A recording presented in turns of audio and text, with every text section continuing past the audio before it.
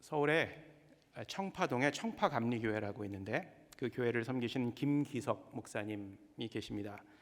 김기석 목사님 제가 매우 존경하고 또 사랑하는 목사님 중에 한 분이신데 그분이 하시는 강의 중에 이런 예화를 이렇게 인용하신 적이 있습니다. 그래서 잠깐 소개해드리고 설교를 시작하려고 합니다.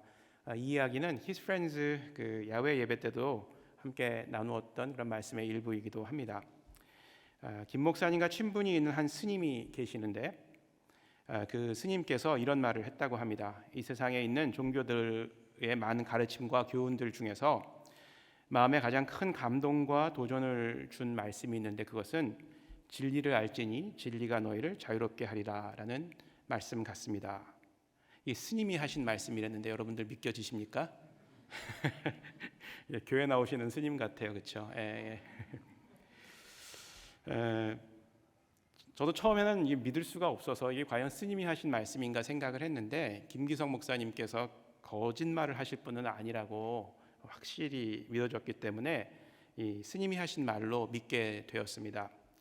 그 스님은 아마도 진정한 자유함을 누리기 위해 세상에 있는 여러 가지 종교들의 가르침과 교훈을 연구해 보았던 분 같습니다. 비교해보고 분석해본 결과 요한복음에 있는 이 말씀, 예수님의 가르침이 정말로 그의 마음에 자유함을 주었기 때문에 이런 말을 하지 않았나 이렇게 추측을 해보았습니다.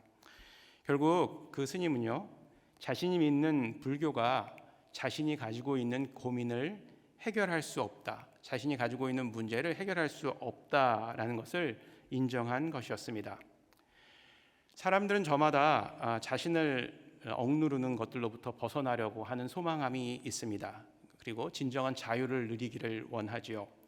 이민 1세대들은요, 저를 포함한 여기 계신 대부분이 이민 1세라고 생각이 되는데 아무래도 경제적인 문제로부터의 자유함을 누리고자 하는 그런 소망이 있을 줄 압니다. 언어와 문화가 다른 타국에서 가족들을 부양하고 또 자녀들을 양육하기 위해서 밤낮으로 생업에 몰두해야 하는 그런 상황이 아마도 가장 큰 부담이 되지 않았을까 이런 생각을 해봅니다. 그래서 그런 부담으로부터 벗어나서 자유함을 누리기를 원하시지 않았을까라고 생각이 됩니다. 우리의 자녀들은 어떨까요? 자녀들도 고민이 많이 있을 것입니다. 부모인 우리들과는 그렇지만 조금 다른 차원의 고민과 또 억누름을 가지고 있을지 모르겠습니다. 그것으로부터 자유함을 누리기를 원할 것 같은데 학업으로부터의 자유, 또 자신의 미래에 대한 두려움으로부터의 자유, 또 한 가지는 부모로부터의 자유. 그래서 학생들이 고등학교를 졸업하자마자 멀리 학교를 찾아서 떠나지 않나 이런 생각을 해봅니다. 이런 두려움과 또 억압으로부터 많은 스트레스를 받기 때문에 많은 젊은이들이 또 젊은 학생들이 이 마약이나 술에 중독되어서 살아가고 있지 않나 이런 생각도 좀 해보게 됩니다. 일시적으로 그 마약을 함으로써 또 술을 먹음으로써 그런 억압으로부터 자유를 누릴 수 있다라고 판단되기 때문에 그렇게 하는 것 같습니다. 그러나 안타깝게도 이 진정한 자유는 이 세상에 있는 물질, 지식 그리고 사람들을 통해서 누릴 수 있는 것이 아닙니다.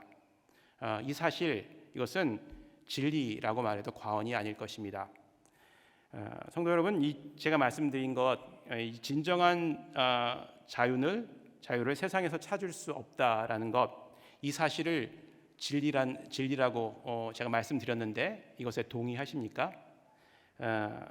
이 진리라는 것 우리가 자주 이야기를 하는데 사전적인 의미를 한번 좀 찾아볼 필요가 있어서 우리말 국어사전에 있는 그런 정의를 한번 찾아보았습니다. 이 진리, 영어로는 truth 이렇게 이야기를 하는데 이렇게 정의되어져 있었습니다. 명제가 사실에 정확하게 들어맞음, 참된 이치 또는 참된 도리, 언제 어디서나 승인할 수 있는 보편적이고 변하지 않는 법칙 또는 사실, 참, 진실 등으로 불린다. 이 진리라는 것은요, 네 가지 요소가 이제 포함이 되는 것 같습니다. 참인 것, 진실한 것, 불변의 것, 또 보편적인 것. 이것이 진리다라고 이야기할 수가 있는데 이 기준에 완벽하게 부합되는 세상의 이론, 또 철학, 현상, 또 이런 것들을 아우르는 어떤 총체적인 믿음, 과연 세상에서 이 진리에 부합되는 것, 진리라고 할 수 있는 것이 과연 있을까요? 저는 없다라고 확신합니다. 이 세상에 어떠한 이론도, 어떠한 철학도, 어떠한 종교도 진리다라고 말할 수 있는 것이 없다라는 것입니다. 자, 그렇다면 이 세상에서 진리를 발견하고 그 진리를 소유하는 것, 이것이 가능한 일일까요? 여러분들 어떻게 생각하시나요? 사도 바울은 오늘 본문에서 이렇게 이야기합니다. 진리가 예수 안에 있다라고 이야기를 합니다. 그러니까 우리가 살고 있는 세상에서도 진리를 발견할 수 있다라는 것입니다. 어디서? 예수 그리스도 안에서. 진리가 예수 안에 있다는 이 선언은요, 바꿔서 얘기해 보면 예수 밖에는 진리가 없다라는 의미로 해석할 수가 있습니다. 다른 말로는요, 예수가 곧 진리이다라는 것입니다. 일반적으로 성경 전체에서 진리라고 하는 것은 하나님의 말씀을 가리킵니다. 하나님의 말씀이 진리죠. 불변의 것이고 참인 것이고 진실한 것이고 보편적인 것이죠. 그리고 요한복음 1장 14절 우리 한번 띄워주시고요. 읽어볼까요? 말씀이 육신이 되어 우리 가운데 거하심에 우리가 그의 영광을 보니 아버지의 독생자의 영광이요 은혜와 진리가 충만하더라. 말씀이 육신이 되어 우리 가운데 거하심에. 이 말씀이 누군가요? 바로 예수 그리스도시죠. 하나님의 말씀이 불변의 보편적인 진리이고 그 말씀이 바로 예수 그리스도라면 진리는 누구시죠? 바로 예수 그리스도가 되는 것이죠. 그러므로 진리를 알지니 진리가 너희를 자유롭게 하리라. 이 말씀은요, 진리이신 예수 그리스도를 알면, 이 안다라는 것은 믿는다라는 의미죠. 예수 그리스도를 믿으면 누가 우리를 자유롭게 한다? 예수 그리스도가 모든 억압과 억누름으로부터 우리를 자유롭게 하는 진리이시다라는 그런 의미입니다. 예수님께서 우리를 자유롭게 한다라는 것이죠. 자, 그러나 안타까운 현실은요, 인간은 이 진리를 알아보지 못한다라는 것입니다. 자신의 눈앞에 진리가 있어도 진리를 구별하지 못합니다. 이 빌라도의 경우를 한번 보십시오. 그는 예수님을 눈앞에 두고서도 진리가 무엇이냐라는 그런 질문을 하는 것을 볼 수가 있습니다. 요한복음 18장 37절과 38절 말씀입니다. 빌라도가 이르되 그러면 내가 왕이 아니냐? 예수께서 대답하시되 내 말과 같이 내가 왕이니라. 내가 이를 위하여 태어났으며 이를 위하여 세상에 왔나니 곧 진리에 대하여 증언하려 함이로라. 무릇 진리에 속한 자는 내 음성을 듣느니라 하신대 빌라도가 이르되 진리가 무엇이냐 하더라. 진리이신 예수 그리스도가 그 앞에 있으면서 내가 진리를 증언하기 위해서 이 자리에 왔다라고 이야기를 하는데 빌라도는 뭐라고 얘기하죠? 진리가 무엇이냐라고 예수님께 되묻는 것을 볼 수가 있습니다. 얼마나 참 답답한 노릇입니까? 진리이신 예수님이 눈앞에 있는데도 불구하고 빌라도는 진리가 무엇이냐라고 예수께 묻지만 진리는 사실은 무엇이 아니라 누구에 관한 것입니다. 왜냐하면 진리는 예수님이시기 때문에 그렇죠. 성경은 진리가 어떤 사물이나 현상, 이론 등이 아니라 하나님이시고 그분의 말씀이신 예수님이란 사실을 증거하고 있습니다. 그러므로 진리를 깨닫기 위해서는 진리이신 예수님에게서부터 듣고 또 가르침을 받는다는 것, 이것은 매우 당연한 것입니다. 21절 말씀, 오늘 본문 중에 있는 말씀인데 같이 보면 진리가 예수 안에 있는 것 같이 너희가 참으로, 같이 읽어볼까요? 그에게서 듣고 또한 그 안에서 가르침을 받을진대. 그렇죠. 진리가 예수 그리스도 안에 있기 때문에, 다른 말로는 진리가 바로 예수님이시기 때문에 그 진리를 깨달아 알기 위해서는 예수님에게서 듣고 또 예수님 안에서 가르침을 받아야 된다라고 오늘 우리에게 바울 선생님이 이야기를 해주고 있는 것입니다. 예수님에게서 듣고 가르침을 받는다라는 것은 하나님의 말씀인 성경을 통해서 예수님께서 베푸신 가르침, 또 본을 보이신 삶의 모습, 그리고 그분의 인격을 배우는 것을 의미합니다. 다른 말로 예수님을 닮아가는 것이다라고 이야기할 수 있겠죠. 예수님을 닮아가는 것, 어떻게 보면 이것이 바로 성화의 과정인데, 여기 계신 모든 성도님들은 지금 함께 저를 비롯해서 성화의 과정을 이루어가고 있습니다. 매일매일 예수님을 닮아가고 우리의 삶이 변해가는 것, 이것이 바로 성화의 과정이죠. 이것은 어떻게 보면 예수님이 다시 오시는 그 순간까지, 우리가 이 세상에서 생을 마감하고 하늘나라에 갈 때까지 지속적으로 이루어 나가야 되는 것이라고 할 수 있겠습니다. 이 성화의 과정, 예수님을 닮아가는 성화의 과정이 일어나기 위해서는 먼저 무엇이 우리 안에 있어야 되죠? 누가 우리 안에 있어야 되죠? 그렇죠. 예수님께서 우리 안에 있어야 되는 것이죠. 그래야만 예수님을 닮아갈 수 있다라는 것입니다. 예수님은 그분을 구주와 주님으로 영접한 모든 사람들의 삶 속에 들어와 계십니다. 아멘이시죠? 예수님 영접하셨죠? 아멘이시죠? 자, 그런데 왜 예수님을 제대로 닮아가지 못하고 계십니까? 닮아가고 계십니까? 예, 잘 닮아가고 계시고 있다고 믿고 싶습니다. 네, 잘 안 되는 게 사실입니다. 그러나 계속해서 예수님을 닮아가야 합니다. 그러나 예수님을 우리 안에 영접했다고 해서 모두 다 예수님을 닮을 수 있는 것은 아닙니다. 중요한 것은요, 예수님께서 우리 삶의 중심에 계셔서 우리의 삶을 다스리시고 인도하셔야만 우리가 예수님을 제대로 닮아갈 수 있다라는 것입니다. 예수님께서 우리의 중심에 계셔야만. 성도 여러분, 예수님께서 내 삶의 중심에서, 지금 내 삶의 중심에서 나를 다스리고 인도하고 계십니까? 아멘 하셔야 합니다. 아멘. 예수님께서 우리의 삶을 다스리시기 시작하면 우리의 삶과 인격에 변화가 생기기 시작합니다. 오늘 본문에서는 예수님께서 우리의 삶을 다스리실 때 어떤 인격적인 변화가 일어나는가에 대해서 두 절에서 두 가지 그 변화에 대해서 설명을 해주고 있습니다. 첫 번째 변화는 22절에 기록되어져 있는데 한번 띄워주시고요. 같이 읽어보겠습니다. 시작. 너희는 유혹의 욕심을 따라 썩어져가는 구습을 따르는 옛사람을 벗어버리고. 유혹의 욕심을 따라 썩어져가는 구습을 벗어버리고, 구습을 따르는 옛사람을 벗어버리게 된다라고 이렇게 성경에서는 이야기하고 있죠.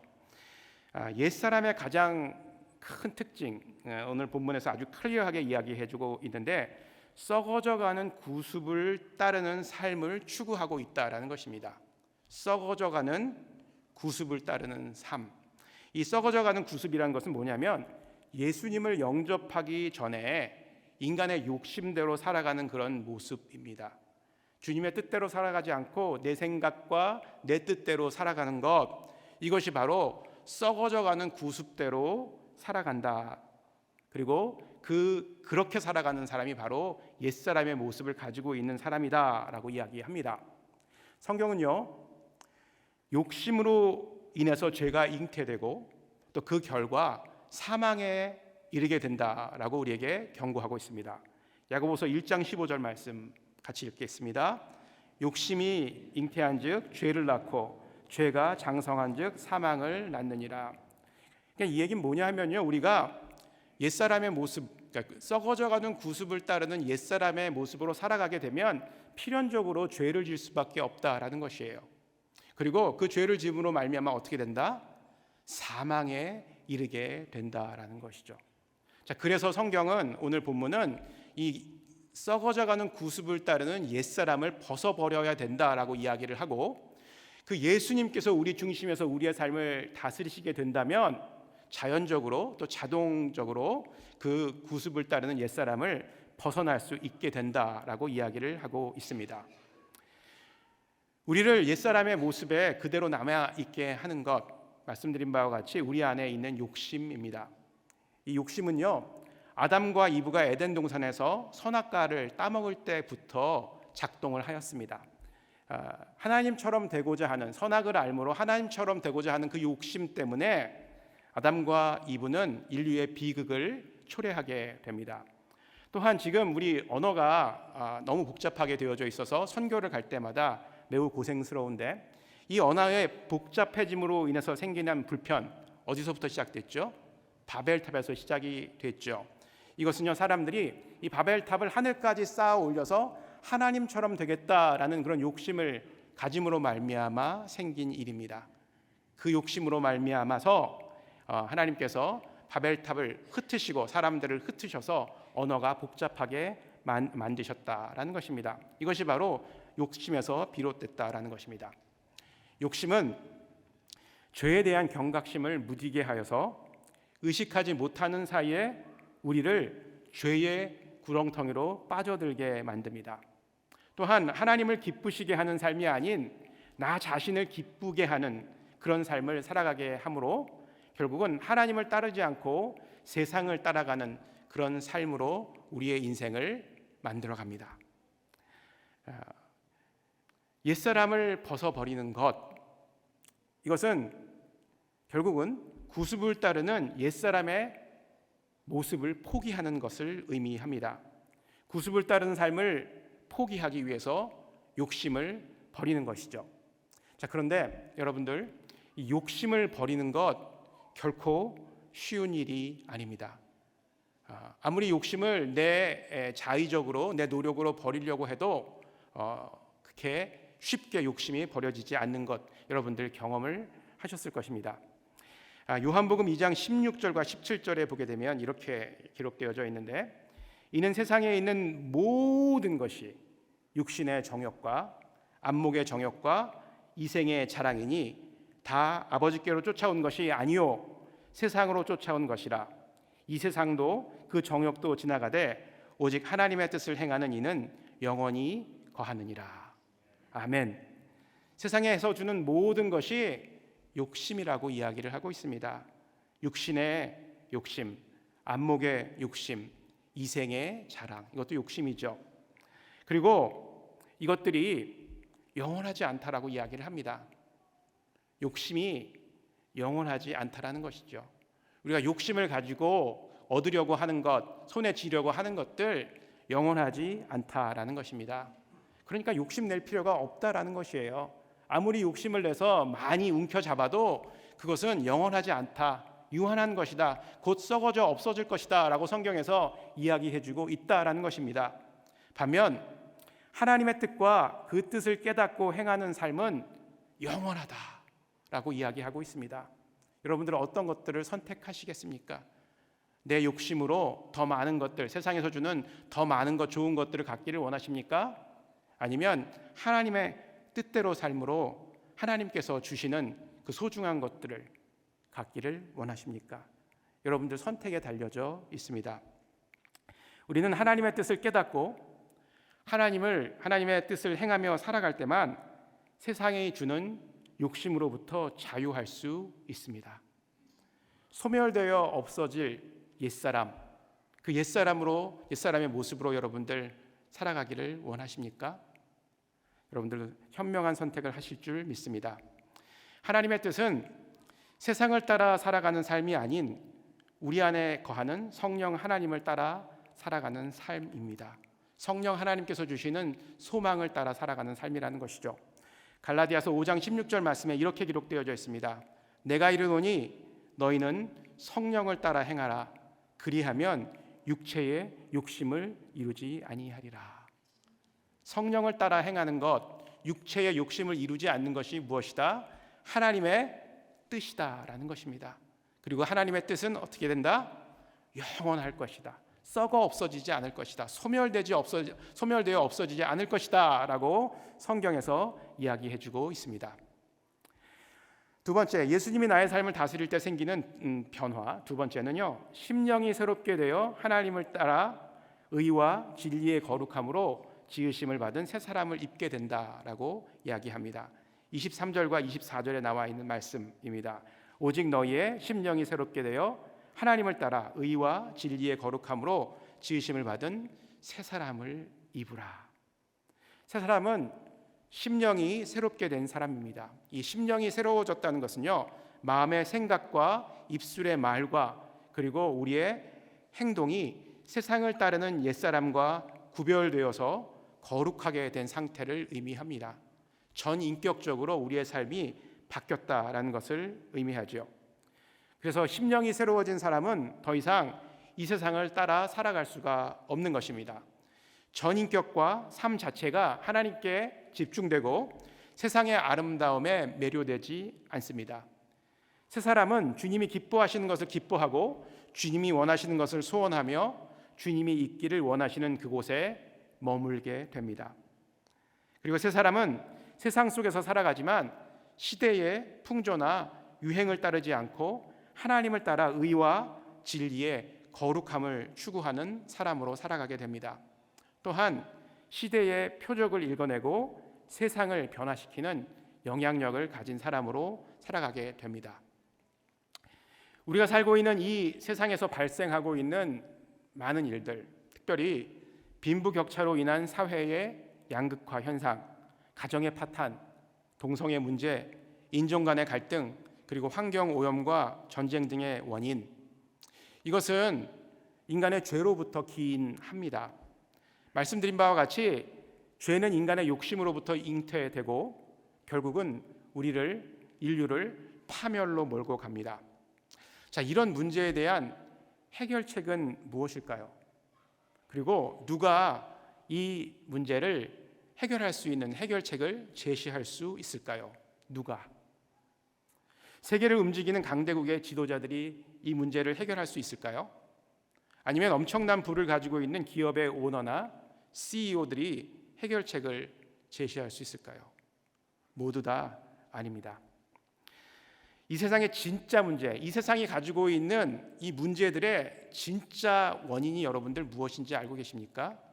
그것은 아모스 선지자가 이야기한 것처럼 이 세상이 하나님의 말씀을 듣지 못하기 때문에 죄로부터 헤어나오지 못하고 있는 것입니다. 아모스 8장 11절 말씀에 이렇게 기록되어져 있어요. 우리 같이 이 말씀을 읽어보면 좋겠습니다. 시작. 주 여호와의 말씀이니라. 보라, 날이 이를지라. 내가 기근을 땅에 보내리니 양식이 없어 주림이 아니며 물이 없어 가람이 아니요 여호와의 말씀을 듣지 못한 기갈이라. 그렇죠. 세상의 모든 문제들, 사람들이 그 문제로부터 헤어나지 못하고 죄 가운데 있는 것은 바로 무엇 때문이다? 여호와의 말씀을 듣지 못하기 때문이다 라고 이렇게 아모스 선지자는 이야기하고 있습니다.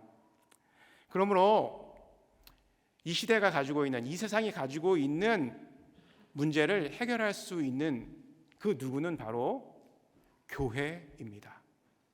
왜냐하면 하나님께서 이 교회에게 하나님의 말씀을 세상 가운데 선포할 수 있도록 맡기셨기 때문입니다. 그러나 안타깝게도 우리의 교회는 이 말씀을 세상 가운데 증거하는 일을 어느 순간에서부터 잘 하지 못하고 있습니다. 선한 영향력을 잃어버렸기 때문에 그렇죠. 전도하는 것 여러분들 많이 힘드시죠. 복음을 선포하는 것 세상 사람들에게 매우 힘듭니다. 그러나 이것은 하나님께서 우리에게 맡겨준 사명이고, 그리고 세상을 향해서 복음을 증거하는 것은 여기 서 있는 이 안삼선 목사뿐만이 아니라 여기에 있는 모든 초대교회 성도님들이 해야 될 사명입니다.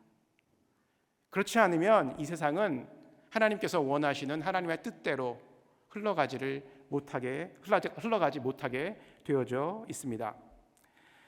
자, 교회가 이 선한 영향력을 회복하기 위해서는요, 교회의 몸을 이루고 있는 성도 한 사람 한 사람이 욕심을 따라 구습을 쫓는 옛사람의 그 옷을 벗어버리고 하나님을 따라 의와 진리의 거룩함으로 지으심을 받은 새 사람의 옷을 입어야만 합니다.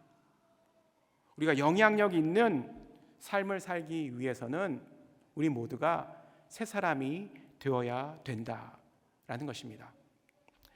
말씀을 마치겠습니다. 중국에 살고 있던 한 형제가 있었는데, 형은 매우 성실하고 정직한 모범생이었다고 합니다. 반면에 동생은 술과 여자를 좋아하고 방탕한 삶을 사는 그런 탕자와 같은 사람이었습니다. 하루는 동생이 술을 먹다가 옆에 있는 사람과 시비가 붙어서 결국은 그 옆에 있는 사람을 죽이게 됩니다. 경찰에 쫓기게 된 동생은 형을 찾아와 도움을 구하고, 형은 그 동생의 피 묻은 옷을 벗겨서 자신이 그 옷을 입고 동생에게는 자신의 옷을 입히게 합니다. 그리고 나서 경찰에 그 형이 붙잡히죠. 결국은 그 형은 동생을 대신해서 살인죄를 뒤집어쓰고 재판을 받게 되고 교수형을 받아서 이 세상을 떠나게 됩니다. 나중에 형이 이 교수형을 받고 죽었다는 소식을 접한 이 동생은 비통에 잠기게 되고, 형이 남긴 그 유언의 편지를 보고 나서 하나님 앞에 자신의 죄를 고백합니다. 바로 형이 자신을 위해서 자신의 옷을 입고, 그 옛사람의 옷을 입고 자신을 위해서 대신 죽었던 것입니다. 그것을 알게 된 동생은 하나님 앞에 자신의 죄를 고백하고 형이 남긴 그 유언을 따라서 자신의 옛사람을 벗어버리고 형과 같은 삶을 살기로 작정하고 새 사람이 되었다고 합니다. 그리고 결국은 그 동생이 목사가 되어 하나님의 복음을 선포하는 사람이 되었다고 합니다. 결국은 그 동생이 벗어버린 옛사람의 옷을 형이 입고 죽게 되었고, 그 동생은 형이 준 새 사람의 옷을 입어서 생명을 구하게 된 것입니다. 예수님은 욕심을 쫓던 우리의 옛사람이 저지른 추악한 죄의 옷을 입으시고 십자가에서 우리의 죄를 대신하여 죽으셨습니다. 그 대가로 우리는 하나님의 의와 진리의 거룩함으로 지으신 새 사람의 옷을 입게 된 것이죠.